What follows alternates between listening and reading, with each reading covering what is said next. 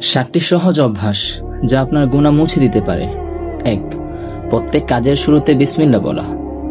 বিসমিল্লাহ বলতে কি বোঝায়? বিসমিল্লাহির রহমানির রহিম বলতে বোঝায় পরম করুণাময় আল্লাহর নামে শুরু করিতেছি। আপনি যখন কোনো কাজ আল্লাহর নামে শুরু করবেন তখন সেই কাজ আপনার জন্য আরো সহজ হয়ে যাবে যদি কাজটা হালাল হয়। 2.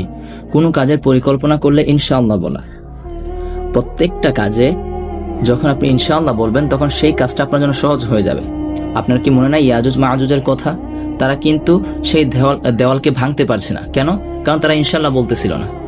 রাসূল সাল্লাল্লাহু আলাইহি সাল্লামের কাছে পর্যন্ত ওহী আসা বন্ধ হয়ে গিয়েছিল কারণ তিনি ইনশাআল্লাহ বলেন নাই। তার মানে ইনশাআল্লাহর গুরুত্ব অনেকটাই। 3. প্রত্যেক কাজের শুরুতে আলহামদুলিল্লাহ বলা বা প্রত্যেক কাজের সম্পূর্ণ হওয়ার পর আলহামদুলিল্লাহ বলা। আলহামদুলিল্লাহ এমন একটা শব্দ যার মাধ্যমে খুব সহজে আল্লাহর শুকরিয়া আদায় করা যায়।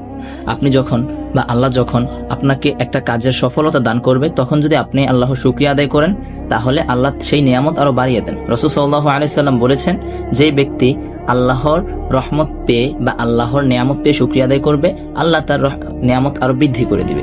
4. পছন্দ নেই বা প্রয়োজন নেই এমন কিছুর সম্মুখীন হলে লা হাওলা ওয়ালা কুওয়াতা ইল্লা বিল্লাহ পড়া।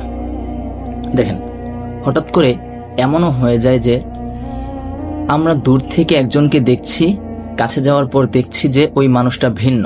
স্বাভাবিক, এটা আমাদের মনের ভুল হতে পারে, তখন লা হাওলা ওয়ালা কুওয়াতা ইল্লা বিল্লাহ পড়া বা এইটা পড়ার কারণে শয়তান আপনার থেকে দূরে চলে যায়। 5. সারা দিন ও রাত লা ইলাহা ইল্লাল্লাহ বলা। যত আপনি আল্লাহর জিকির করবেন আপনার অন্তর ততটা শুদ্ধ হবে, আপনার অন্তর ততটা সুন্দর হবে। 6.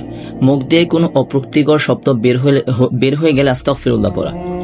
দেখুন, গালাগালি এখন আমাদের কাছে একদম সহজ হয়ে গিয়েছে। আমরা সহজে এখন একে অপরকে গালি দেই, অথচ গালিটা খুব খারাপ, এতটাই খারাপ যে গালিটার শব্দের গন্ধ যদি সমুদ্রের মধ্যে ফেলা হয় তাহলে পুরোটা সমুদ্রের পানি নোংরা হয়ে যায়।